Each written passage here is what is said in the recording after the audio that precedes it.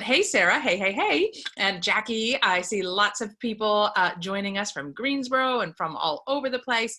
But what I want to talk about is this unique time that we're in. And we're going to just start here before we get into any questions. And I know we have a lot of different practitioners that probably fall into one of two camps.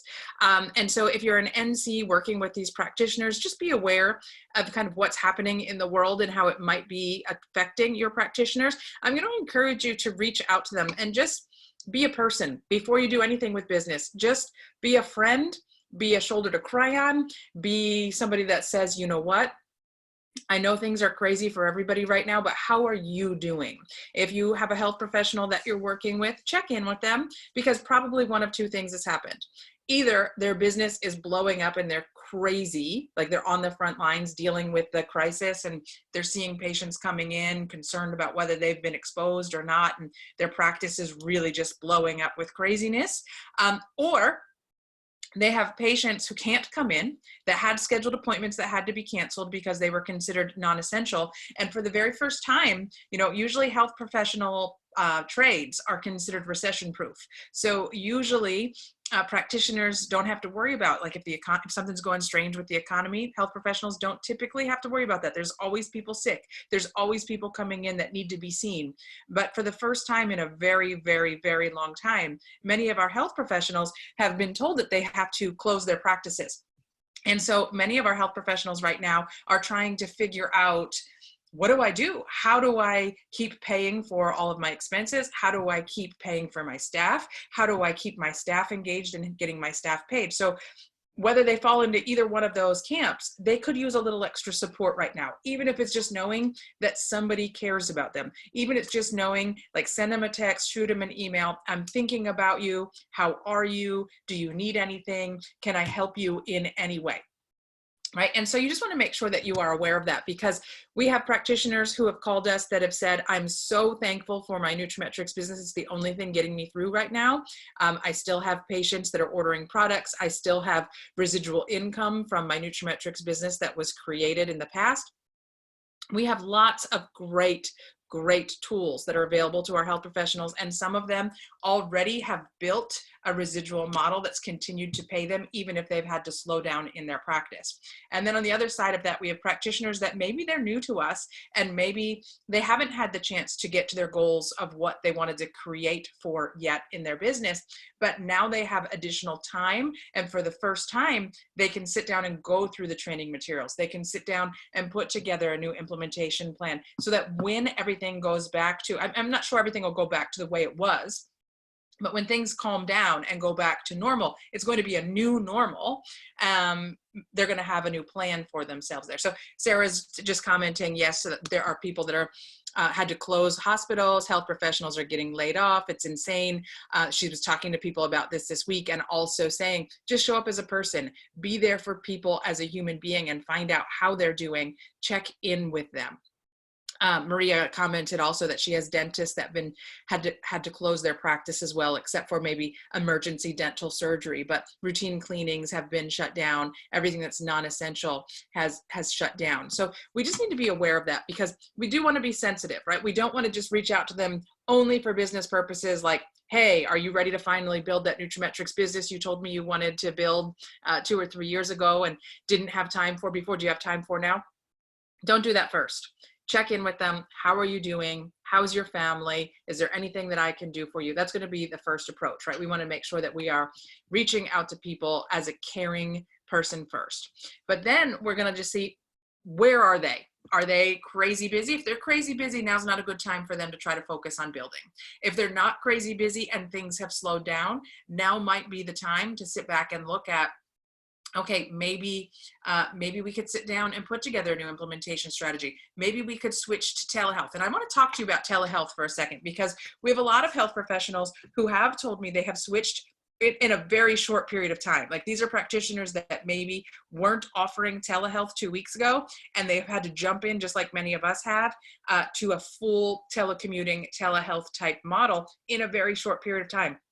Learning what they can and can't do on telehealth, learning what their insurance companies will reimburse for on telehealth, learning if their scope of practice is available on telehealth. For example, it'd be pretty hard to do an acupuncture visit or over a telehealth session, right? It'd be pretty hard to do a massage therapy session over a telehealth session, but that doesn't mean that acupuncturists and acupuncturists and massage therapists or any of our types of physical medicine practitioners can't benefit in some way from connecting with their patients virtually. Just like everyone else, their patients are going through an uncertain time. Their patients could probably appreciate somebody checking in on them. And even if their patients aren't feeling well and their health insurance provides a telehealth service where they could call into, like I got an email from, I have Blue Cross and Blue Shield as my insurance provider. It's actually Blue Cross of South Carolina. And I got an email from them today reminding all of their subscribers that there's telehealth services available. And if somebody's not feeling well, they can reach out to their telehealth doctor.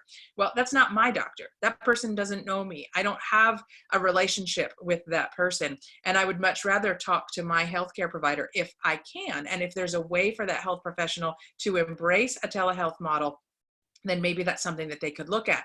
And just being able to ask them questions. Are you moving to a telehealth model? If not, how could we possibly help you connect with your patients? Maybe even reaching out to 4 or 5 patients a day and just checking in with them. How are you doing? Do you need any of your products to help with your immune support? Can we help you focus on staying healthy throughout quarantine? You know, TLS is running a Get Lean During Quarantine program. Could some of the practices be implementing that?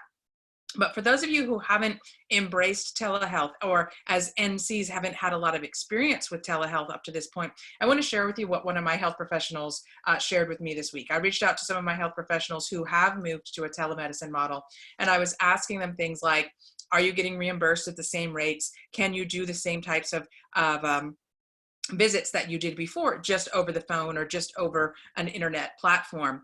And they said in this day and age, right now, the way that things are, a lot of the former restrictions to telehealth have been removed. So a lot of the practitioners who weren't using telehealth before can be using telehealth now. A lot of them that couldn't charge for services before now can. They can use platforms that they couldn't necessarily use before, like Skype and FaceTime, because the whole country recognizes that there are patients that need help from their providers. And some of the providers might not have all the tools to be able to have everything that is typically HIPAA compliant and all of that. So many of our practitioners are now doing things on Zoom, on Skype, on FaceTime that they maybe wouldn't have been able to do 2 or 3 weeks ago, but a whole new world has happened in the past 2 or 3 weeks, and now they can. So anyways, I reached out to some of my practitioners, and I have an integrative cardiology practice in Miami that I work with very closely. I'm very familiar with their business model. And I reached out to them and I said, tell me about your telehealth systems. And the doctor said, well, our practitioners aren't getting reimbursed at the same rate as they were. This was as of 2 days ago. So this may have changed with some of the things that were released yesterday. But as of 2 days ago, they said we weren't getting reimbursed at the exact same amount as we were for a physical office visit, but our practitioners in internal medicine and family medicine and general health, they're being reimbursed at the rate of an average of $75 per patient visit. Now, these practitioners do tend to get reimbursed more than that during physical office visits, but let's just talk about some scenarios that could happen here. And I want you to think, as an NC, I want you to think big picture as to how this could maybe help some of your practitioners, just thinking like this. So if that practice usually sees 20 to 30 patients per day, and even if they cut their patient visits through a telehealth model significantly down and they see 10 per day, 10 patients at $75 of reimbursements is still $750 a day, with 22 working days in a month. If we look at 22 working days in a month, that would generate about $16,500 in revenue for the practice, even with the office being closed, for a telehealth type model. So I want you to think about those types of possibilities that some of the practitioners who weren't able to maybe do telemedicine before now can do telemedicine. And even if they're getting reimbursed at less than what they normally would and not seeing as many patients as they normally would, they could still be generating significant revenue. Now, their overhead might be more than that. So in this particular practice, there's multiple practitioners and their overhead is closer to $60,000 to $70,000 a month with multiple practitioners in multiple offices. But if each practitioner is bringing in $16,500 because of that telehealth, that's money that wasn't coming in any other way, right? And in those telehealth visits, they could still do all the same things that they were doing before. They could ask the patients if they need more vitamin D. They could ask the patients if they need more omega-3 fish oils. They could ask the patients if they need more, you know, B complex. They could ask them all the same things that they normally would, depending on what the implementation strategy looked like before. That could all be the same. Now, some of the time that they have in the downtime, because they went from seeing 20 to 30 patients per day and being in the office all day long to having maybe 10 visits a day over telehealth, now there's more time also for the staff to be trained. So the staff could be plugging into some of either the live sessions that we have going on like this, or all the recorded sessions, because if you've seen our Zoom schedule, we have probably 5 to 6 Zooms a week that are all meant to be things about how to implement nutraMetrix into a practice, or general product trainings, or all of the different things that maybe your practitioners and their staff didn't have time for before. Now they have time for now, if they're on a reduced schedule or they moved to a telehealth model. Now, Anna, you had asked the question on one of my posts a few minutes ago when I said, what are some of the other questions you have? One of the questions that Anna asked is, what do you say to somebody that says, my practice is closed down right now, I'm not interested in meeting with you? And that's a very real possibility. They might just have too much going on right now. Like, they just can't even think about one more thing. They're trying to figure out telemedicine. They don't know how they're going to make their ends meet. They've not done any of this before, and it's all so new to them that thinking about adding one more thing, just, I can't do it. That's okay. We're not going to try to, it might be a next scenario right now. We're not going to try to get them to be feeling even more overwhelmed. There's plenty of practitioners out there though right now that are looking for something else. And I can't tell you how many calls I've had over the past couple of weeks from NCs who are like, I have been busier than I have in years. My practitioners are all calling me saying, I have this downtime, I want to use it. How can you help me get started? I want to get my staff trained. What can we do? I had a call, I don't know if Maria Constantine is on with us today. I had a call with Maria the other day, and Maria was like, I have health professionals that have kind of been on the fence for years, and all of a sudden they're reaching out and they're waking up and saying, this is the time, I need to get started right now. Because here's the other thing, and if you saw the session I did, I don't remember what day it was, maybe Wednesday last week, I did a session on the economy of healthcare. And in that, I talked about the old Chinese proverb of, when is the best time to plant a tree if you want shade? Well, the best time was 20 years ago, but if you didn't plant one then the second best time is now. And for a lot of our health professionals that are now for the first time experiencing, whoa, I never thought I wouldn't be able to have my patients come in my door. All of a sudden they're exposed to a new way of thinking. I need to do something different so that even if I can't have patients coming through my door, I can still be generating revenue. I can still be earning income. I can still be improving my patient outcomes. I can still be making a difference in my patients' lives. It's not even all about the money, guys. It's not even about trying to stay afloat. It's about being there for the patients too. And there are patients out there that still need support. There are patients out there that still have questions, and they're looking to be able to get those questions answered, not just from some random person on the other end of a phone that their insurance company attached them to, but to the person that they've gone to for the past however many years that is their practitioner, that they have a connection with. So just a couple of other comments, things that I've talked about with people over the last couple of weeks. I was on a phone call once last week and then again today with Dr. Nancy Miller-Ely, and she was telling me about some of the things going on her team. And there's some of her practitioners that are kind of in this boat where they're used to having patients coming in the door. They've never had to think about telehealth before, and now they're trying to figure out how to stay engaged and still connect with their patients. And one of the things that Dr. Nancy had suggested, and she and I are totally on the same page with this, is she encouraged the health professional to just check on 5 patients a day, maybe 10 patients a day if that's what they can do, either via text message or just reach out and send them a voicemail.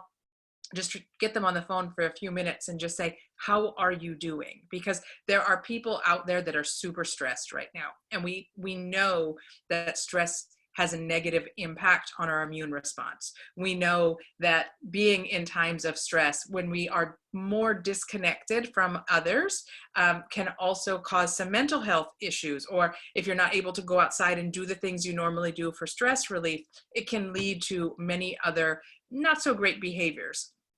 How many of you feel like you're at your refrigerator every couple of minutes or in your pantry every couple of minutes trying to figure out what you can snack on, right?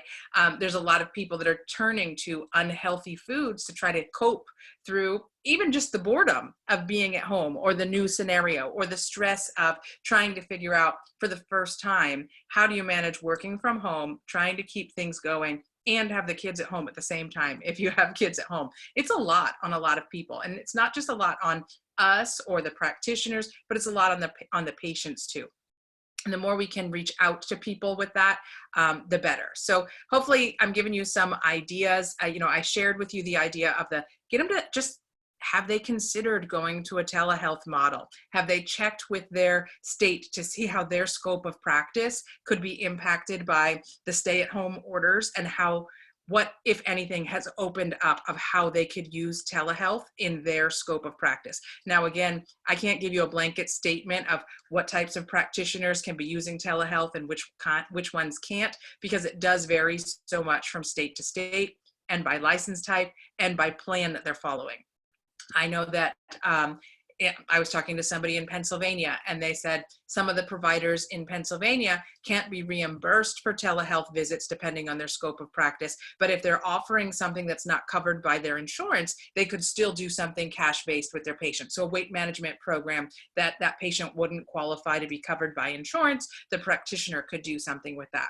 So the perfect time to introduce a practitioner like that to a TLS Select program, maybe integrating GeneSNP, maybe integrating if you guys remember, we have these program examples. They're in the process of being updated right now. So what is on downloads or in the NC training slides, there are these blue graphs that talk about 6 or 7 different examples of TLS Select options, right? One just for a 4-week program, one for a 12-week program, one for a 13-week program if you include detox, one that includes GeneSNP, one that doesn't include GeneSNP. We're swapping out all of the information because the old ones that were up had the 21-day challenge kits on them.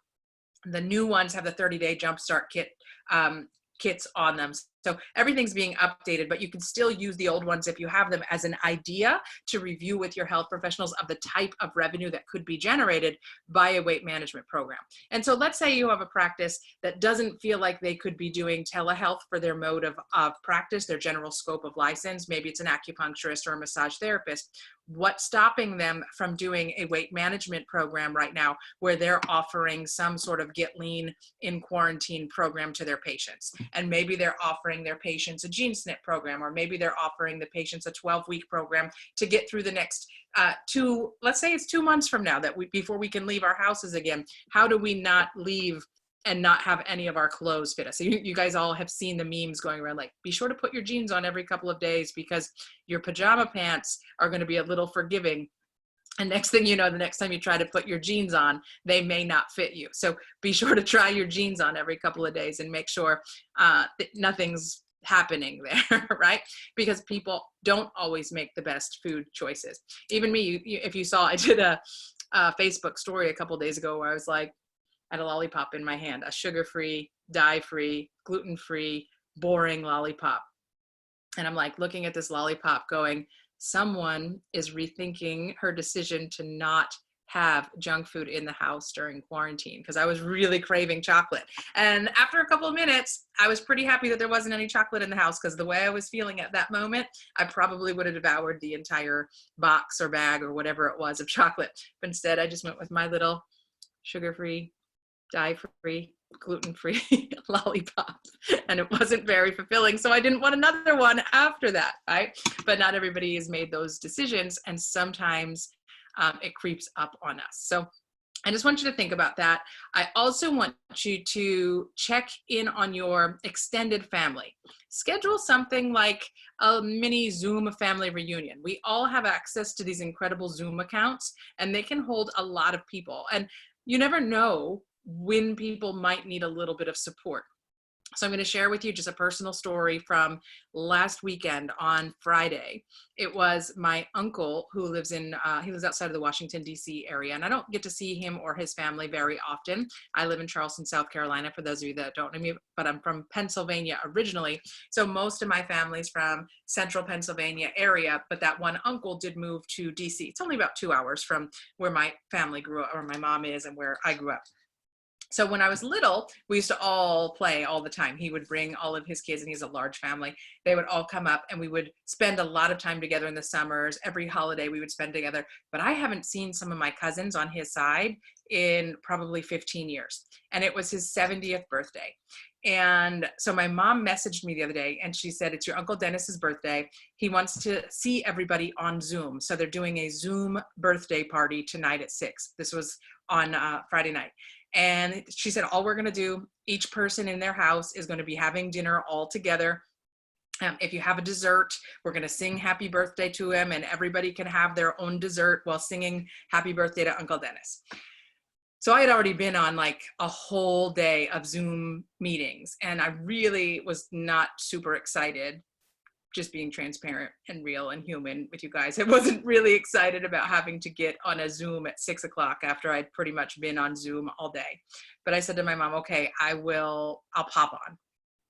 So I pop on to this Zoom, and there's about 30 different people on it, all my family members, my mom's brothers and sisters, all of their kids, some of their kids. And I hadn't seen some of these people in forever, and it was so much fun. And instead of it only being, I'll pop on for 10 minutes, I ended up staying on that Zoom, having fun and laughing for about 2 hours. But during that time, it was like each person got to chime in and talk about how they were dealing with quarantine. Each person got to talk about what they were doing to entertain themselves. And, you know, I had some of my cousins reach out to me afterwards and say, it's great to see you. What have you been up to? And these are people that I didn't reach out to about the business. And now some of them have bought product from me because I was talking about, you know, how it's just been so crazy. Our customers are calling like crazy because they want to make sure that they have the products to support their immune system. And so you never know what's going to happen. So don't wait for a birthday party. Why not schedule a family reunion over Zoom in the next couple of days and invite all of your cousins, invite all of your aunts and uncles, and just connect with people, see how they're doing. Let's reach out to people. People need to feel like they're connected to people. And when they can't go out of their home and do that, we have a great tool that can help us do that. And we never know where that's going to lead to, okay? Just wanna make sure that you guys are still with me. Can you guys comment? I haven't seen any comments in a couple minutes. Just want to make sure. Do you have any questions you want me to cover? I know I'm just kind of rambling. Tonight's really just an open session where I figured I'd answer any questions that you have. But if you don't have any questions, I will just keep rambling. Okay, Jamie says, yep, we're here. Awesome. So you can still hear me. If there's anything that you guys want to ask, now is the time to do it. And I'll go through and answer questions that you have. Some of the other things that have come up, people would say, how do you approach somebody new with nutraMetrix during this time? We have all of these webinars and trainings going on. I would just do the same thing. I would talk to a new team member on my team this morning, Heidi. I don't know if Heidi's going to be joining us today or watching this on the replay, but Heidi was thinking about some of the practitioners that she met a couple of years ago when her son was an athlete. Her son's in his early 20s now, but when he was an athlete in school, she had met some of his doctors and friends of his that were on the team with him that competed together, and his friends' parents were doctors. And so she's like, you know, I haven't talked to a couple of them in a couple of years, but they popped into my mind today. And I was just wondering, how would I approach them? And I said to her, well, no different than what I'm saying to you. First, reach out to them and just reestablish the connection. Just say, you know what, you popped into my head. I was thinking about you. How are you doing? As a health professional, I can imagine that things might be a little crazy for you right now. Just wanted to say hello. Just wanted to see how you're doing. And if there's anything that I can do to help you, you know, I'd love to be able to connect with you, or maybe we can connect via FaceTime and just catch up, or connect via Zoom and just catch up, or just jump on the phone and catch up. And she's a brand new NC. She's not even been to the 2-day NC training yet, but she came to one of the 101, 201s that happened within the past month. I think I did one on March 21st was the date she did it, so only 2 weeks ago. She did her first 101, 201. So this is a new team member of mine, joined 101, 201, and now she's like kind of going through, doing her homework and making her names list. So she's like, with me not having a lot of experience talking to the practitioners, I'm not sure exactly what to say to them, and I don't want to do a disservice to nutraMetrix by not speaking about it in the right way. And I said, well, that's simple. All you have to do is say, I have a friend who works with health professionals, and she's been talking about how some of the practitioners she works with have been turning to telehealth. Ask the question, are you going to telehealth right now? How's that working for your practice? And maybe I could connect the two of you and see if she could help you in any way. And she was like, I feel totally comfortable doing that. And so that's what we're going to do. That's going to be our approach. She's going to reach out to these practitioners she hasn't talked to in a while. She's going to check in with them as a human being first, see how they're doing, see how their family is, find out if they're moving to a telehealth type model or if their practice is still up and functional. And then she's going to try to just connect us and see if we can talk. So if you don't have an NC on your team you can do that with, find somebody in your local area that you can do that with, connect with people in the Facebook group that you can do that with, and plug them into all the online stuff that we have going on. You know, I did a talk, the one last Wednesday, on the economy of healthcare.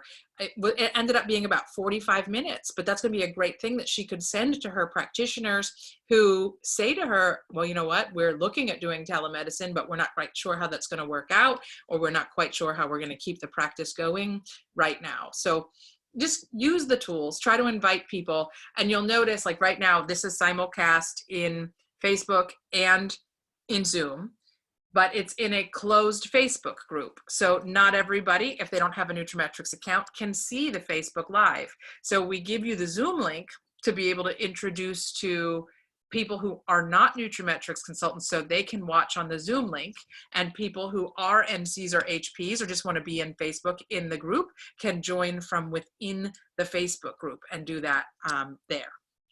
And so I see a question here, how often are you doing these chats? I'm probably going to do this like open Q&A about once every 2 weeks, just because if people have questions, I want to be able to answer their questions. If people just want to like hang out, we can just hang out.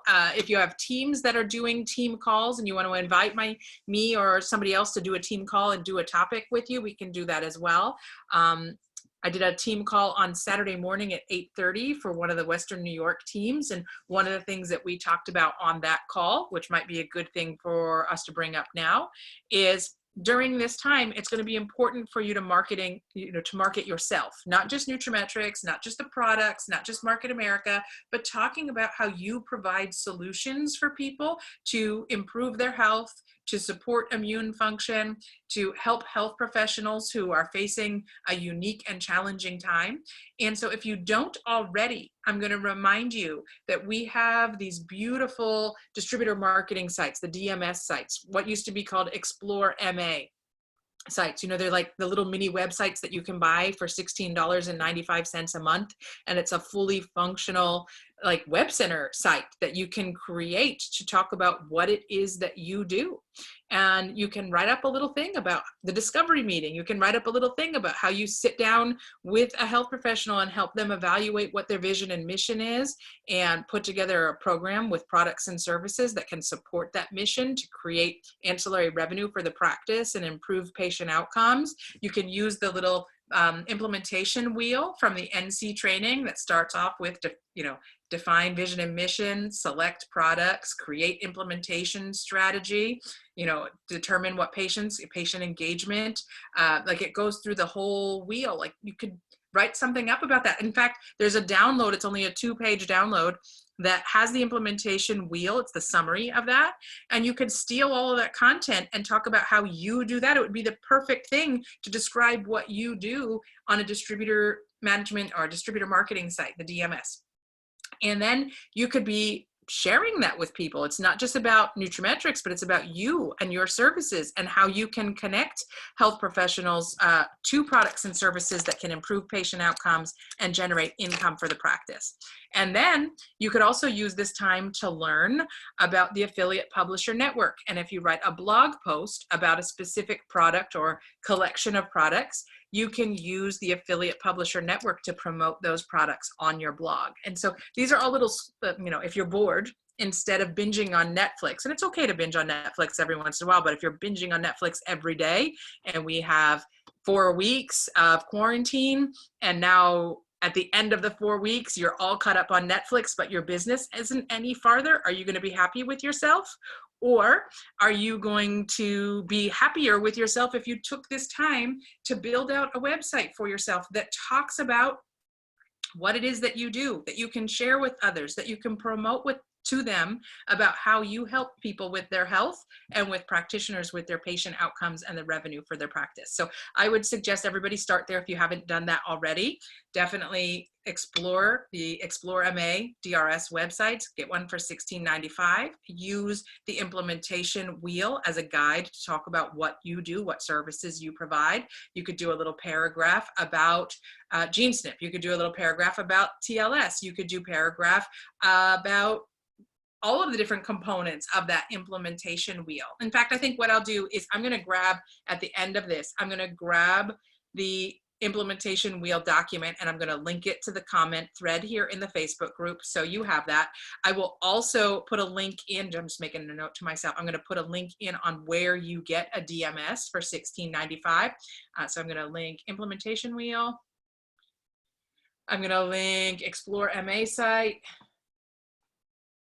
And I'm going to link a video where you can learn more about the Affiliate Publisher Network site, because I think that'd be a great tool for all of you to be able to create a website for yourself where you talk about your services and you can share that with other people. Okay, a couple of other questions that came in. One, Kathy just asked, would you ever post a note on Facebook and ask a general question looking for recommended health professionals in a specific industry like chiropractors?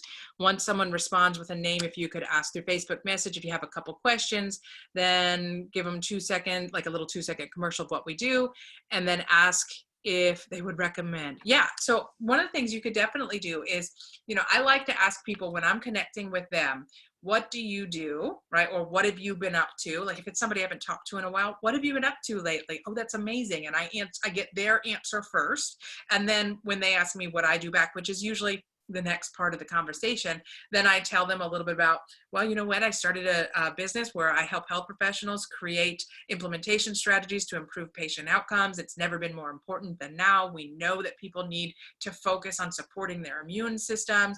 Do you know of a great chiropractor who is really great with their patients? And you could ask that way. You could be upfront about it and ask it that way. But I have also asked the question, Kathy, like in a local Facebook group for a specific area. Example, I might say, I'm looking for a great chiropractor. What chiropractors do you go to and what do you love about them? And I don't need to tell them in that original post why I'm asking for that. I'm just looking for a great chiropractor. What do you love about your chiropractor? Why do you love them? And then I read through the answers and I try to see who's a good fit. And once I look at those, I might even do some Google research and try to look up that practitioner, look for their office. And then I might reach out to them in a private message, whoever gave that referral, right? I might reach out to them in a private message and say, thank you so much for the referral. Would you mind introducing me to them? Now, if I'm going to ask them for an introduction, I am going to give them a 2-second commercial or 2-minute commercial about why I want to meet them so that they don't feel like I took advantage of their referral. But I think that's a great way to do that. Great question. Thank you for asking that. And then there's another question that came in. I work in an OBGYN's office. We're still open to our obstetrics patients. And unfortunately for the routine annual exams or office visits for med checks, we converted to telehealth. And I feel the same scenario as the other lady whose son was in sports. Is there another way to ask the doctors I work for to get on a conference call to learn more about nutraMetrix as a whole? We also do bone density counseling, cosmetic surgeries, facial fillers, weight management with the doctors. There's no outsourcing for those appointments. I think that's great. And so if you ask that question, I think being able to say, I have a friend who, especially if you work in that situation where it might be a little uncomfortable if they're not interested and you don't want them to feel like you're trying to pursue your own personal interest. But if you say, you know what, I know with things changing so rapidly right now, there's a lot of downtime that we have. There's a lot of time that we could maybe be thinking about, what are we going to be doing differently when we come out of this mess, right? How could we potentially support our patients better when we come out of this mess?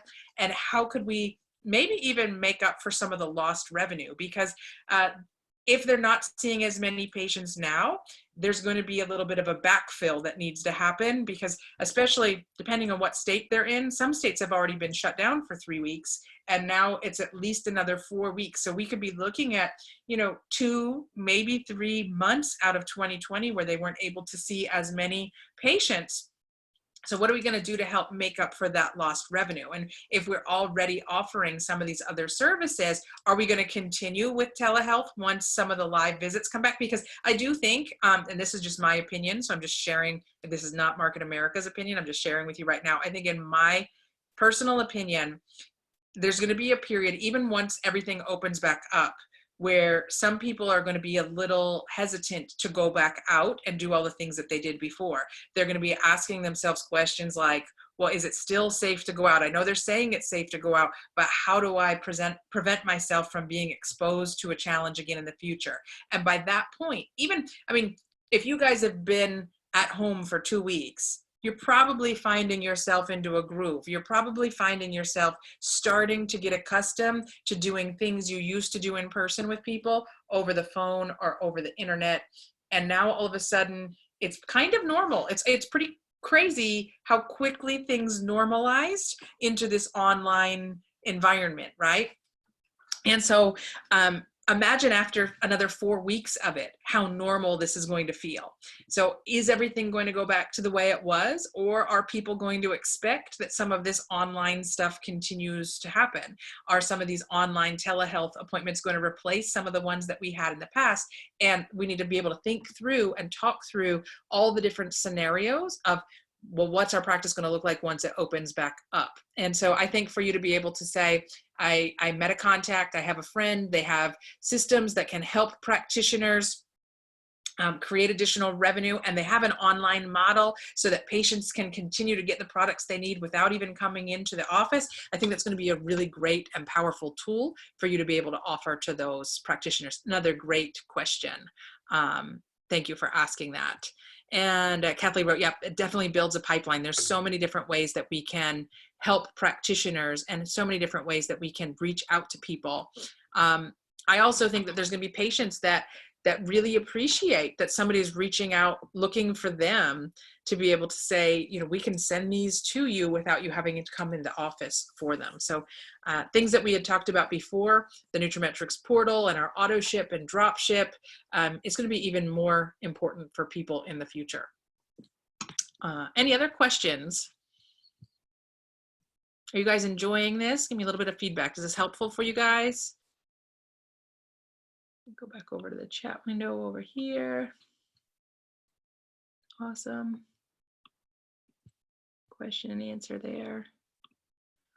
If a HP doesn't have a website for their practice, would you recommend the $16.99 platform or a full MA website? I'd have them take a look at the $16.99 website. Now, I think it pretty much has all the same functionality as the main site. I would definitely have them look at that. And if that doesn't work, then they could go to the full site. It all depends on how big of a site that they want. How many pages do they need to have? Are they going to be doing a lot of e-commerce and selling other products on there? If they're only using it for the APN program to promote a few products, I think the DMS site would be awesome. I don't think we really need to go beyond that. Can I link to the nutraMetrix website banner on the DMS sites? Yes, you can do that. You can link to any other website. You can certainly do that. Awesome. Glad that you guys are finding this helpful. Any other questions? Nope. Okay, so then I'm gonna go ahead and say thank you guys so much for joining me. We will post this video available in the Facebook group. I will also share the Zoom link, so if you want to share the recording with somebody, you can. That's outside of the group. Just give me a day to do that for the video to process, but that'll be posted in. And then we're gonna be sending out in your nutraMetrix news lines. You know, we've had a lot of great webinars over the past 2 weeks since this started. And so the next news line that will come out will have links to upcoming webinars. Remember, the pinned post on the nutraMetrix page has a link to everything through May 11th that we have scheduled.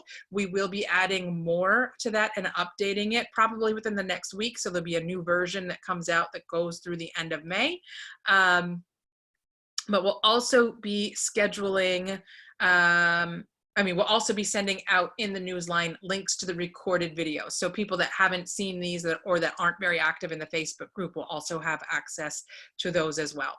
Again, thanks guys for joining me. I'm gonna go ahead and end the meeting and end the broadcast. And I hope you guys have a great night. Please stay safe, stay well. We care about all of you as part of our nutraMetrix family, and we wanna see you do well healthfully and wealthfully. So we'll talk to you again soon. Have a great night, everyone.